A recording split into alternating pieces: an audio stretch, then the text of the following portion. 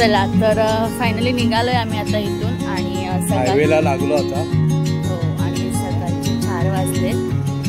सानू बेटा, सानू बघा आता बाबा आपण कशी जाणार आहोत ते. टनल मधून आता चाललोय.